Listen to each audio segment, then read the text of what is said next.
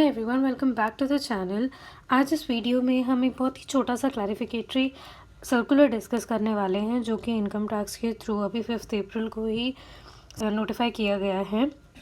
Basically इस circular में सिर्फ एम्प्लॉयर के टीडीएस से रिलेटेड कुछ उन्होंने क्लैरिफिकेशन दी है, जिसका ये पूरा सर्कुलर है। अगर आपको सर्कुलर पूरा रीड करना है तो ये इसकी डिटेल्स है। मैं सर्कुलर आपको डिस्क्रिप्शन में इसका लिंक भी डाल दूंगी।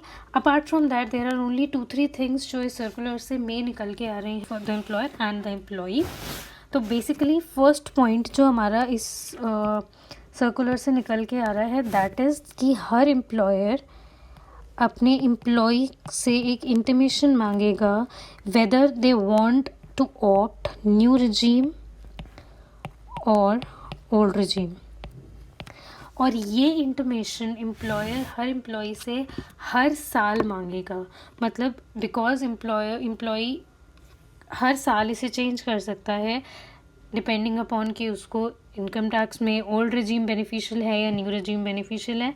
इस वीडियो में मैं न्यू रिजीम और ओल्ड रिजीम पर बहुत ज़्यादा क्लैरिफिकेशंस नहीं दे रही हूँ, उसके लिए I have already put a different video in my channel.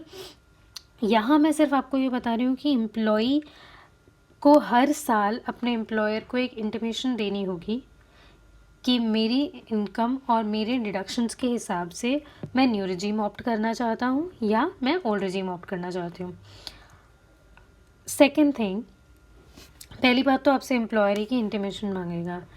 Second चीज़ जो इसमें ये इम्पोर्टेंट लिखी गई है कि अगर एम्प्लॉई इंटीमेशन देने में अनसक्सेसफुल रहता है या for any given reason employee ये इंटीमेशन एम्प्लॉयर को नहीं देता है, तो जो डिफ़ॉल्ट एक टैक्स रिजीम रहेगी, हर एम्प्लॉयर डिफ़ॉल्ट न्यू रिजीम के अंडर आपका टैक्स डिडक्ट करेगा।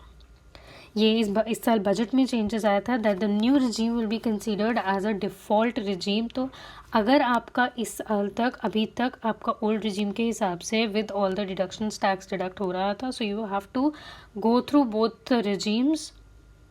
उसके हिसाब से आपको अपने एम्प्लॉयर को इन्फॉर्मेशन देनी पड़ेगी, otherwise the employer will by default deduct your tax as per the new regime. But there is one more thing, किसी भी एम्प्लॉय को जो चीज़ they don't have to worry about, इसको हम यहाँ रीड करते हैं।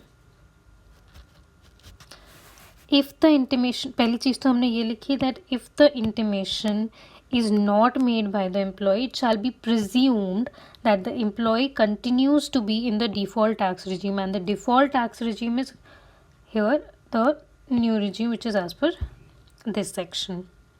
अपार्ट फ्रॉम दैट ये भी क्लैरिफाई किया गया है, अगर आप इंटीमेशन एम्प्लॉयर को नहीं दे पाए या फिर आपने इंटीमेशन दे दी कि मेरा tax as per new regime deduct होना चाहिए, but due to some reason at the time of return filing आपको लगता है कि नहीं, मुझे न्यू रिजीम नहीं, मुझे ओल्ड रिजीम ज़्यादा बेनिफिशियल है मेरे केस में, आप उस टाइम पर भी अपनी ये रिजीम और टैक्स उसके अकॉर्डिंग चेंज कर सकते हैं।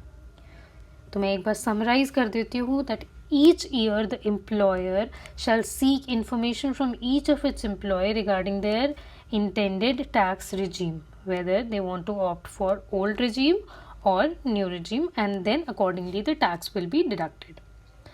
सेकेंड पॉइंट जो इस सर्कुलर से निकल के आ रहा है वो ये है that if intimation is not made by the employee then the default tax regime will be new tax regime for every employ.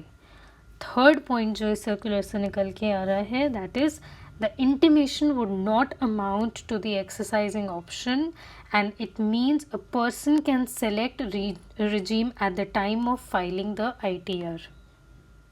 तो ये एक बहुत छोटा सा सर्कुलर था, क्लैरिफिकेशन नोटिस, एक क्लैरिफिकेटरी सर्कुलर था। तो इस वीडियो में इतना ही। Thank you so much.